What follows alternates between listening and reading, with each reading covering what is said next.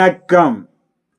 8/2/2026 ஞாயிற்றுக்கிழமை. இன்றைய கும்ப ராசி பலன். கும்பராசியில் பிறந்தவர்களுக்கு இன்றைய நாள் மிகவும் மகிழ்ச்சியான நாள். நினைத்து நிறைவேறும் எண்ணங்கள் ஈடேறும். புதிய முயற்சிகள் கை கொடுக்கும். நல்லோருடைய ஆசியம் அரவணைப்பும் கிடைக்கும்.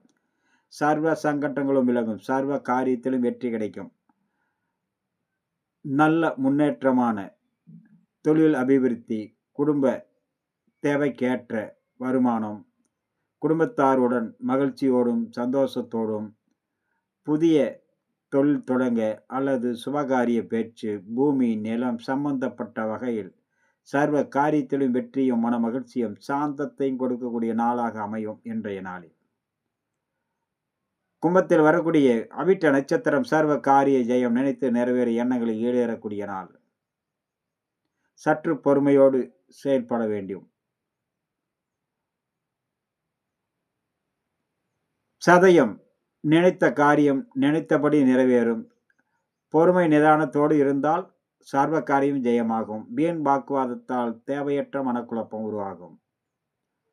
பூரட்டாதி சர்வ காரியத்திலும் வெற்றி கிடைக்கும். நல்ல செய்தி, தேவைக்கேற்ற வருமானம், வீட்டுக்கு தேவையான பொருள்கள் வாங்கி சேர்த்து அனைவரிடத்திலும் பக்குவத்தோடு பேசி சர்வ காரியத்திலும் வெற்றி காண்கக்கூடிய நாள்.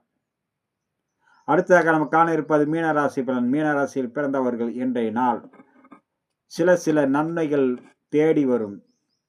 சிக்கல்கள் இருந்து விடுபடக்கூடும். அதே நேரம் மிகவும் கவனத்தோடும் பொறுமையோடும் பக்குவத்தோடும் இருக்க வேண்டிய நாளாகவும் அமைகிறது. உத்திரட்டாதி ரேவதி சந்திராஷ்டமம். சந்திராஷ்டமத்தை தவிர்க்க பொறுமை நிதானம் கவனம் பக்குவத்தோடு செயல்பட வேண்டிய நாள். மீனத்தில் வரக்கூடிய புரட்டாதி சர்வ காரியத்திலும் வெற்றி கிடைக்கும்.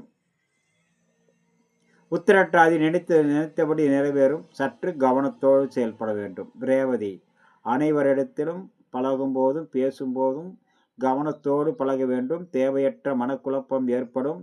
இன்றைய நாளில் சந்திராஷ்டமம். மிகவும் கவனத்தோடு கையாள்வது, ஒவ்வொரு வேளையிலும் கவனத்தோடு செயல்படுவது சிறிய தவறுதல் பெரிய அளவுக்கான மன சங்கட்டங்களை உருவாக்கிவிடும் என்பதனால் கவனம் அவசியம் தேவைப்படக்கூடிய நாளாக அமைகிறது. நண்பர்களே, இன்றைய நாள் இனிய நாள் நிகழ்ச்சியில் உங்களை சந்தித்ததில் மிகவும் மகிழ்ச்சி. மீண்டும் நாளை சந்திப்போம். எனது அனைத்து பதிவுகளும் எனது யூடியூப் சேனலில் காணலாம். திருமலை ஜோதி நிலையம் மேச்சேரி என்ற தலைப்பில். வணக்கம்.